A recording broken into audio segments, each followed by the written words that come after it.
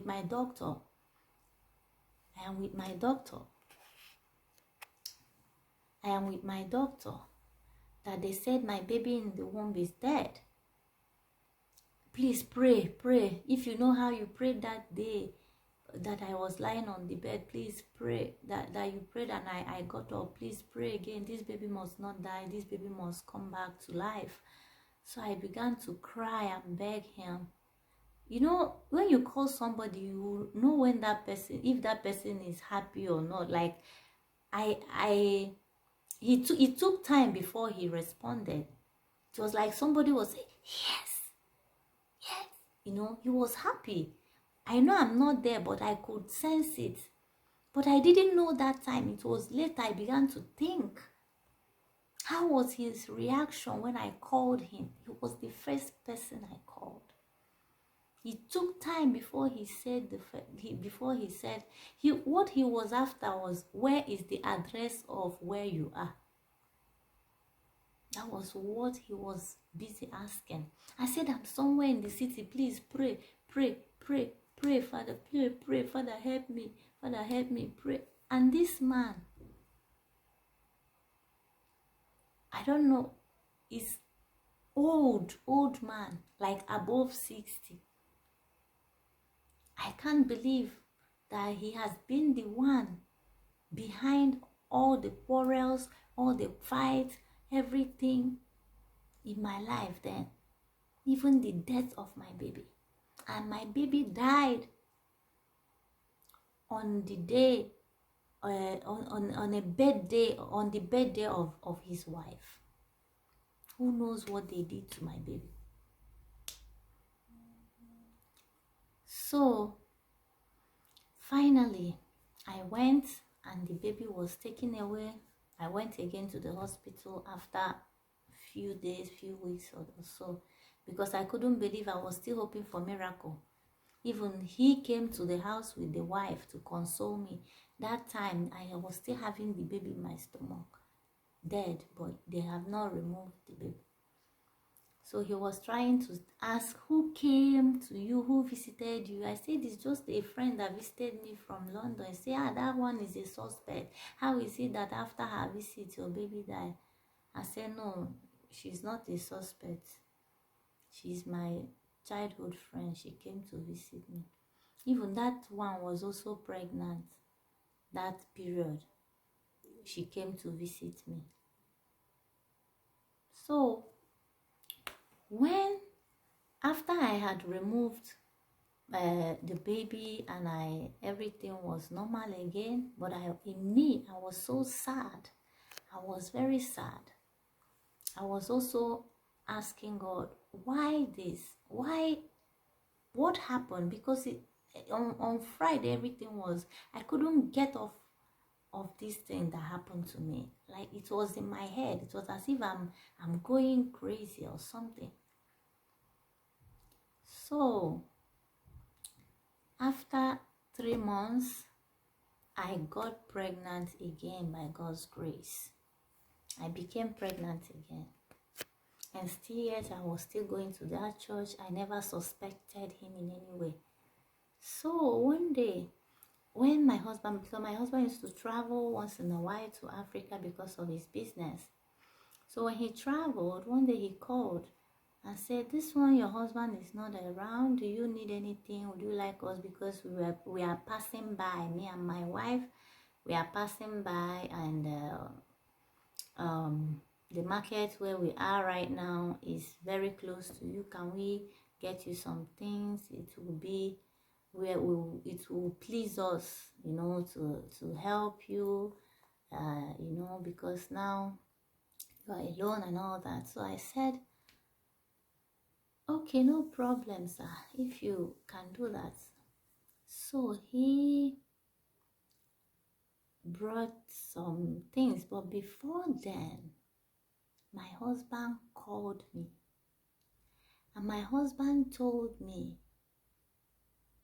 that a man of God called him in Ghana and told him that a man of God will come and bring groceries to me that when he comes, he will try to force my son, or to give my son, this little bottle yogurt to drink, that I should not allow it. I should not allow him to give my son the yogurt. I was shocked because I did not tell my husband that he just called me and said that he is bringing some groceries to help me. I was shocked. I said, so my husband is right all this while. So he said I should not give it.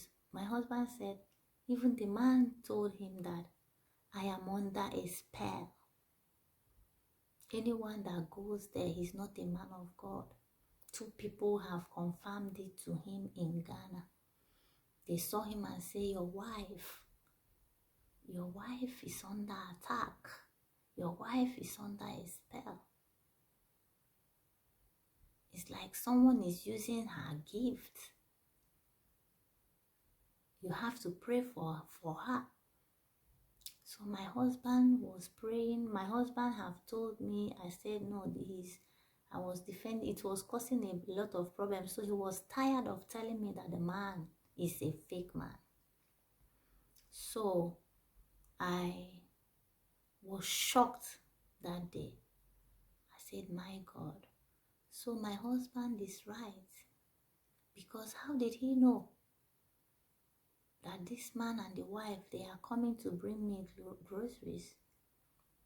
So I became like restless. What I did, I prepared milk for my son. I said, go and sleep now.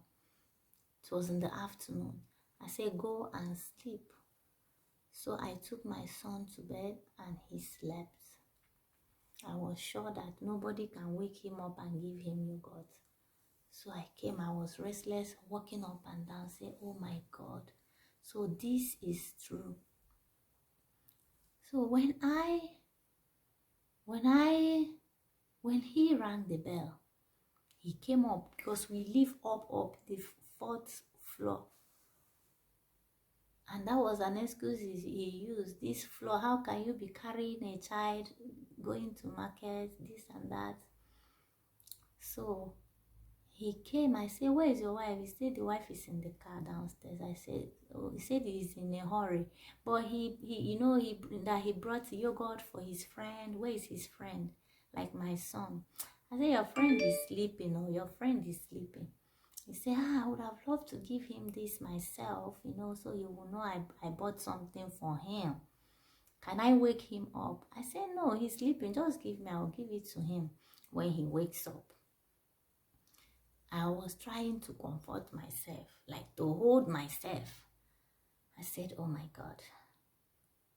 And he insisted on waking myself. Go and wake him. And he knows I respect him. He's very old, older than, like he has 4 children, but with different women. He said he had them before he repented, and his father is a voodoo priest. He had them before he repented. So he got married with this present wife he is with. But this present wife never gave him a child. But he himself, when he was growing up, he had 4 children with different women. So I do respect him as an old man, and that day was a very big shock for me, that so this man is truly what my husband has been saying he is. That day he put the yogurt back inside the bag and he left, but he was sad leaving. He wasn't sure if my son would drink the yogurt or not, and I did not show him that that I'm aware now of his plan. So he left. When he left, I just carried the bag as it came. I went downstairs and put it inside the dustbin, all of them. I said, thank you, Jesus. That was how I stopped going to the church. I blocked him. I unfriended him. My Facebook, everything. I disconnected immediately. And I asked my husband to forgive me. My husband forgave me. That was when my husband began to tell me how they have been praying and fasting for me in Ghana, for my eyes to open, because they told him that until Jesus comes, I will keep on going to that church, because the man needs me to draw people, to cage people. When you connect, they trap you. You will not disconnect again. You will say, I'm sure this man prayed for me, this one happened, this man, you cannot tell me anything. This is how they go and make people to be barren, and later the person will be pregnant, and the person will say, no, it's this church I'm going that made me pregnant, that made God give me a son, this and that. These are wolves in sheep clothing. Since that day, I ran from him. I disconnected completely. So when my husband came back, whenever my husband will see him on the road, my husband will tell him, you are fake. They fight on the road because now we know that he was the one that killed the baby. It was after we drank the water, everything began to like make sense. I said, my God. So this is this sheep in wolf's clothing that is in the Bible. You will never suspect this man. Never. Never. Nobody will believe you. And the charms they use, it's very strong. You can only survive them if you are strong in prayer. Now, God has given me that power because he is tired of these people. That is why he connected me to a powerful woman of God, so that I can be there and learn. I can be there and learn. He was telling me after our fasting the third day, he said he will use me to deliver a lot of people that the man have caged. He will use me to deliver a lot because he is so smart. You can never suspect him. Never. He's very smart. And nobody will believe me. Who will believe me? You say this one killed your baby, you drank the water, you washed your face. How do you know? Do you have evidence? This and that. But we know what we know. I have been asking God, allow me, Father, when the right time comes, make it smooth. So when the woman of God, Princess Belema Abili, was vindicated, I said, my God. So God connected me to her, even when she was still a victim of the false prophet. And another thing that happened, I got pregnant after 3 months. The other baby died. And I began to have experience, the same experience, in fact, more painful experience when my pregnancy was 3 months, just the same way the last one happened. I began having bleeding, pain, but that time I was already connected to Princess Belema Abili. Immediately I wrote her, because the first one I wasn't connected to her. That was 2016 July or so. I lost that child. But I now connected with Princess Belema Abili in 2016 December. My pregnancy was around 2 to 3 months or so. So I wrote her. She prayed for me She did not call me or to pray for me. She just typed a message. Your baby will not die. And I held on to that. I was so scared because of my first experience. I held on to that. I celebrated that my Christmas in 2016. I celebrated that Christmas in the hospital till New Year. I think I was discharged a day after New Year or on the New Year. And at the end, my baby did not die. And this baby is now my first daughter that everybody is seeing on the pictures. So this is how I would have lost her too. And God showed me a dream. 3 years after that, my baby died. Like he would have been 3 years old. A baby appeared to me. Or a statue appeared to me. Statue, like a frame, a picture. Like a frame picture, small one, like the size of this, appeared on my table where I was. And it was as if we were in a conference, like a prayer, something like a hostel, something like that. I had a roommate in that my dream. And I was with that my roommate with double bed like this, left and right. And I was lying this side and the other lady was lying the other side. So this statue appeared. It was a little boy statue. And I was seeing how they stabbed this little boy on his chest. I said, oh my God, what is this? Then this statue flew up and went inside the next room, and I followed the statue.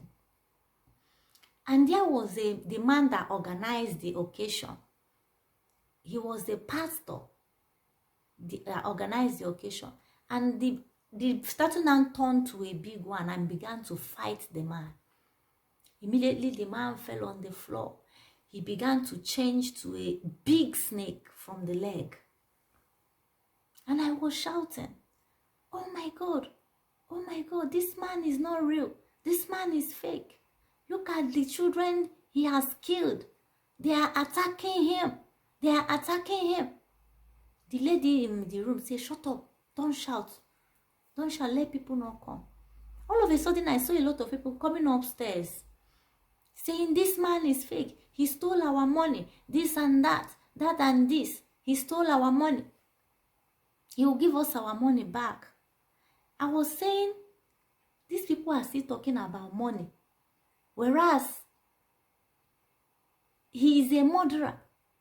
Your money you can easily get back. But your baby, you can never get back. You can never get back. That baby is gone and gone.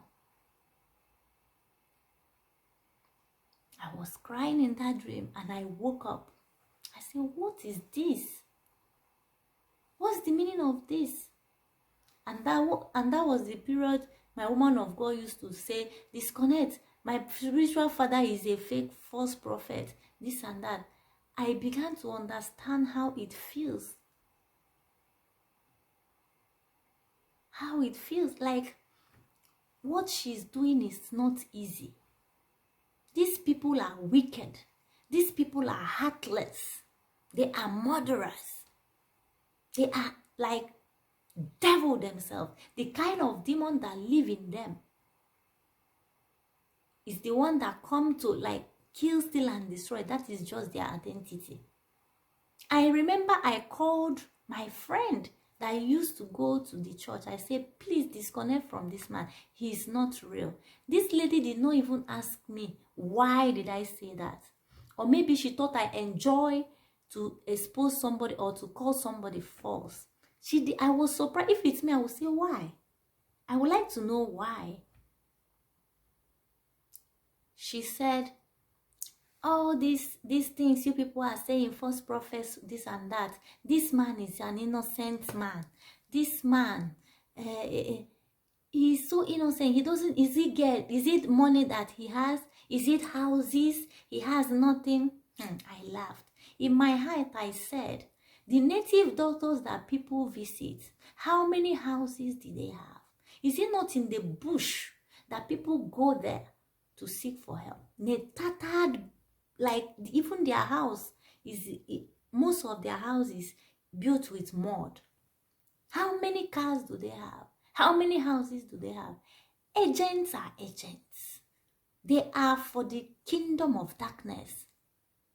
They have come to kill, steal, and destroy. They don't look face. They are busy working for the devil. They are from the pit of hell. They must not be rich or buoyant before you know that they are fake. Native doctors, how many rights do they have? But they are faithful servants of the devil, killing, stealing, and destroying homes.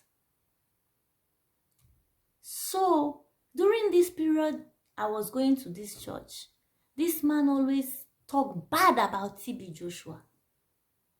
One day after church, he said, I hope you don't watch this man, this TB Joshua. Don't you ever.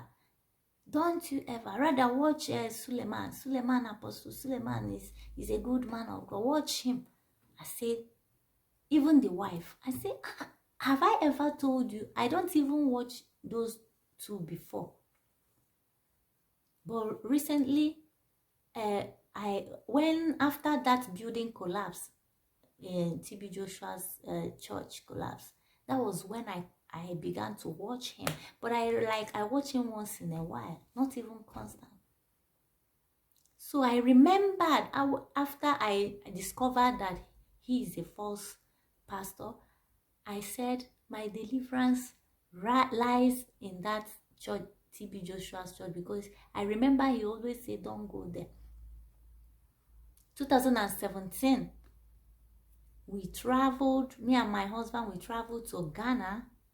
From Ghana to Nigeria, we stayed like 6 good months in Africa. And I used that opportunity to go to Prophet TB Joshua's church. And during mass deliverance, I vomited. I vomited. Because it was shortly after I met the woman of God in 2016, December. It wasn't long, we traveled. We traveled to Africa.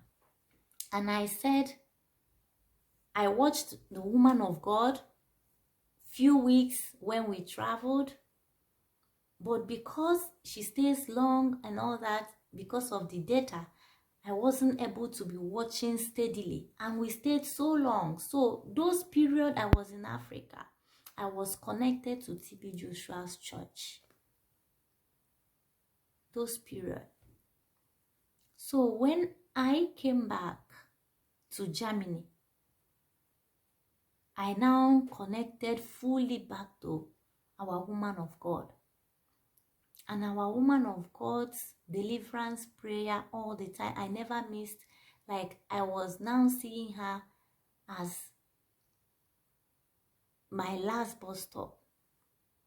I was watching TB Joshua and her during those periods. And every prayer she will make, I will join.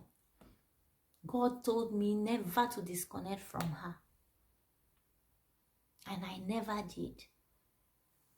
Even the short time we were in Africa, it wasn't easy for me. But I was still connected to Prophet TB Joshua. And once in a while, I will use internet to watch her and go out, until we came back. So when we came back and I reconnected fully with my woman of God, Princess Belema Abili, since then, that was when I received my main deliverance. Like, I listened to that deliverance and I vomited again, because all this food that every day after church, there must be something to eat. Even on Fridays, after prayers in that church, they must share this Nutella, this thing, they like chocolate or whatever. They must share something. All those things was the thing they used to cage people, cage their destinies. One day he asked us, to bring a coin, 1 euro or 2 euro, we should go to the back of the church and speak a word and throw it away. Everybody did. He said, when you throw it away, it means all your money that is caged anywhere will now come back to you. Like things that don't make sense. We did that, and since then, I've been facing dryness those days. I found myself buying things that I don't even need. Shoes, bags. Most of them, I've never worn them till today. Like the one I wore today, my birthday, I found it and I wore it. My husband was telling me the label was still, I've never worn this shoe. I say, yeah, those things I bought them. I became addicted to shopping like it's no man's business. Whether I need it or not, I must buy. So nothing was working for me. I will find my account going down, like everything. And there is a man that he used to invite from Ghana. This man will say, so who want to come and receive 500 euro blessing? Then they will come. 400 euro blessing, 300 euro. This is how people will be coming. Because when you are there, you are in their cage. Whatever they say, you do. Like zombies. Whatever they say, you do. Even that man will say, write the names of the family members, all your family members, so that we will pray with the names. Write the names on a piece of paper and bring to me. Everybody will write the names and give to this man, the one that he always invites from Africa to come and pray, to come there once in a while. So my people, this is my story. This is my story. He who have ear, let him hear. And if you are here in this city with me, and you know this man, please disconnect. He is not from God. He is not from God. If I think of how everything happened, how God connected me to Princess, why should God connect me to this woman that experienced the same false prophet? She had the same, when God connected me, she was even still dealing with her own. And everyone that is connected to Princess Belema Abi is in any way, like, it's like almost everybody have had the experience of a false prophet. Almost everybody. So how can that be? How is that possible that God from different parts of the world connected people that have the same experience to one woman that has also the same experience? Don't you see that God is a master planner and he's up to something? He is empowering his children through the school of power that he will use to deliver his children in different parts of the world. And he said, I should come today, my birthday, to expose this man. I should let people know that he is fake. He is fake. So people should be careful how they visit his church, how they eat there, how they go to any occasion that he is in. Because if you come in contact with him and you have star, they see lights on you, you are gone. They don't need people that don't have light on them. Look at me. This man have seen that God will use me mightily. And he came into my life, killed my baby.